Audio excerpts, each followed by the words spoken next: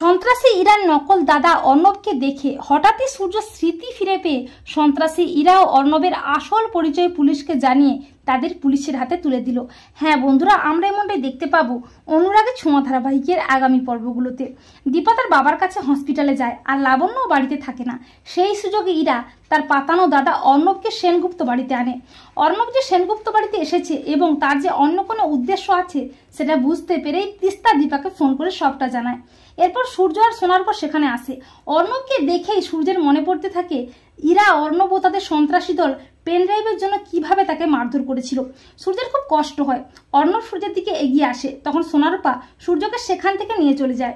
কিন্তু সূর্যের বারবার মনে পড়তে থাকে সন্ত্রাসীদের কথা। সূর্যের খুব ভয় করতে থাকে। এরপর দীপাও চলে আসে। অর্ণবকে দেখে দীপার মনে সন্দেহ হয়। দীপা বুঝতে পারে এই ইরা ও অর্ণবের অন্য কোনো উদ্দেশ্য আছে। অর্ণব একটা খাম ও একটা ব্যাগের মধ্যে কিছু আনে, যেটা ইরাকে দেয়। ইরা বলে এটা আমার পার্সোনাল জিনিসপত্র। দীপা অর্ণবকে বলে তুমি ইরার দাদা। তখন অর্ণব বলে হ্যাঁ আমি ইরার দাদা। তখন দীপা বলে কিন্তু ইরা, তুমি তো বলেছিলে তোমার তিনকুলে কেউ নেই, তাহলে দাদা কোথা থেকে এলো? তখন অর্ণব বলে রক্ত সম্পর্ক ছাড়া কি ভাই বোন হওয়া যায় না নাকি?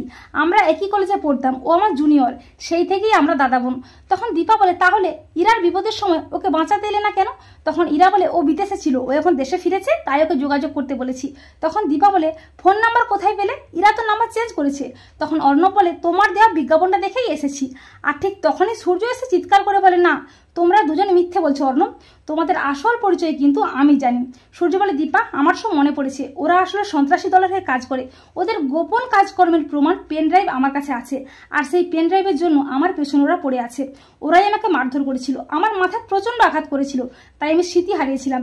ওরা বিভিন্ন পরিচয়ে বিভিন্ন ছদ্মবেশে ঘুরে বেড়ায়। ওরা সমাজ বিরোধী কাজকর্ম করে, ওদের এক্ষুনি পুলিশে দিতে হবে।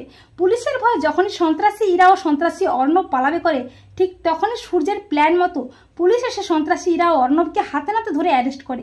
তো বন্ধুরা, তোমরা এটাই চাও তো যে সূর্য যেন স্মৃতি ফিরে পেয়েই সন্ত্রাসী ইরাও তার নকল দাদা অর্ণবের আসল পরিচয় পুলিশকে জানিয়ে তাদের পুলিশের হাতে তুলে দেয়? কমেন্ট করে জানাতে ভুলো না কিন্তু তোমাদের মতামতটি।